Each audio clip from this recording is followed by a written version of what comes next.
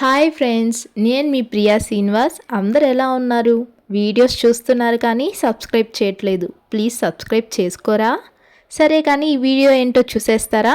నాటుకోడి ఎలా కట్ చేయాలో మీకు ప్రాసెస్ ఏంటో చూపిస్తాను, వచ్చేయండి.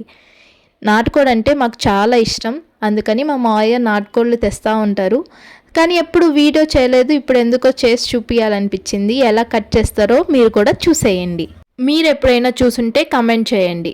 గ్రీన్ కలర్లో కనిపిస్తుంది కదా, దాని పేరు పిచ్చు. ఇది కనుక కూరలో పడితే కూర చేదైపోద్ది, కాబట్టి లివర్ నుంచి వేరు చేయాలి. రాళ్ళ గుండకాయ క్లీన్ చేసే విధానం కూడా చూసేయండి. అదంతా మ్యాత్ అనమాట. ఆ లేయర్ని తీసేస్తే నీట్గా ఉంటుంది. రాళ్ళ గుండకాయ అంటారు, లేదా కందనకాయ అయినా అంటారు. రాళ్ళు తిన్నా అరిగిపోతాయి.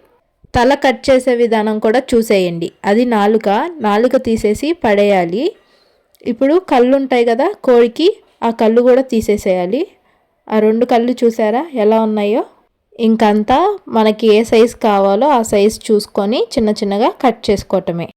నేను ట్రై చేశాను, బట్ నాకు అస్సలు కుదరలేదు. అసలు ఆ కొంచెం కట్ చేయడానికే నాకు చాలా కష్టంగా అనిపించింది. సబ్స్క్రైబ్ చేసుకుంటారు కదా?